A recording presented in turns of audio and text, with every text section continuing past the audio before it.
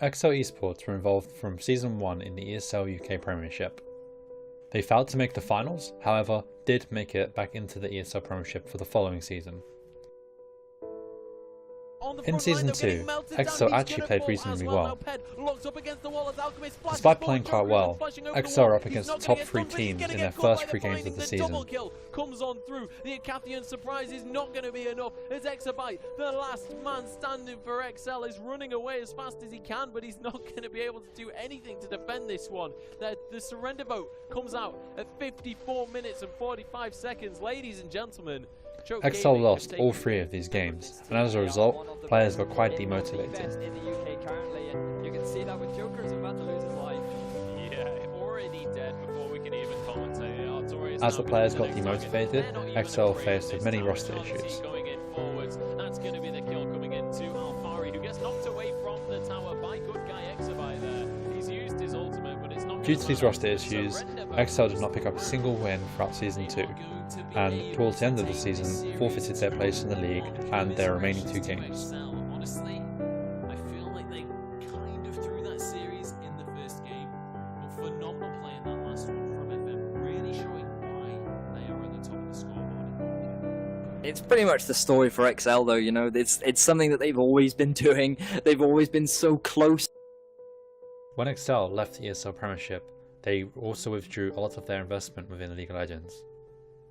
Despite this, they still got a roster together that made it towards the promotion tournament of the ESL Premiership 2016 Spring Split.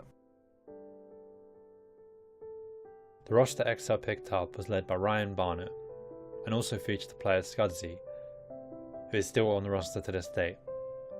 They did the best of what they had, however they did not re-qualify for the ESL Premiership.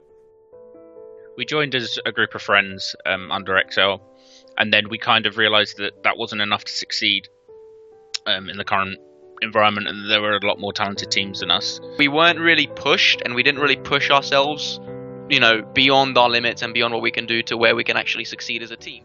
You know, it didn't work out in the end. After tasting failure for a second time, XL were ready to make change. We decided that if we were going to do it, then we'd have to do it right, and we'd have to put the resources in. Barnetto, who was also our support at the time, and he also stepped back into more of a manager position to help us out, you know, outside of the games, and to actually help us succeed as a team by organising, finding us players, and he's done such a great job so far. You know, everyone was scrapped. Like I'm the only one who was still on that roster.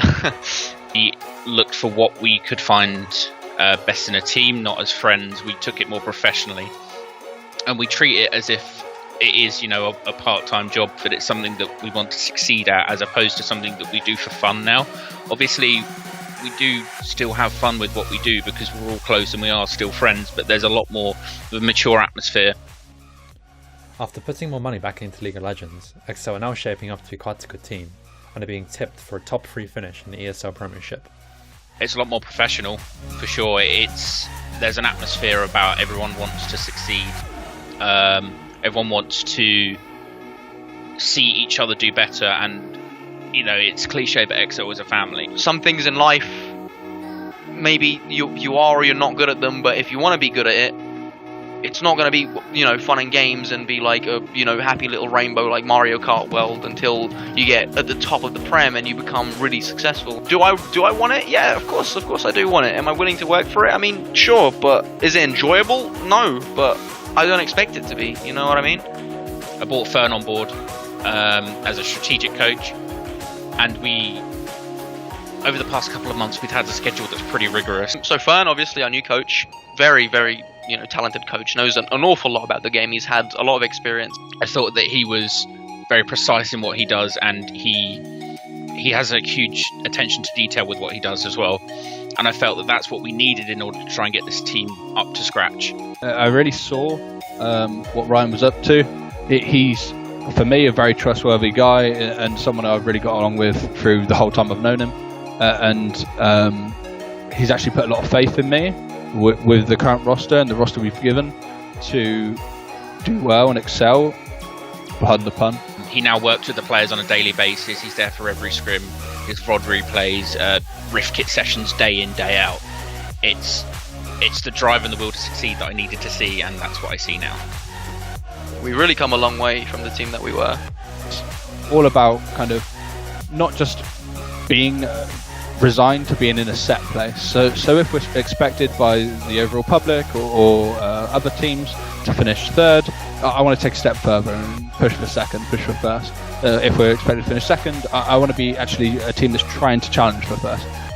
There's a lot of pressure on us this season, but I think you're going to be excited with what you're going to see. We're much more of a force to be reckoned with now. You're going to be seeing some highlight reel plays from our top players.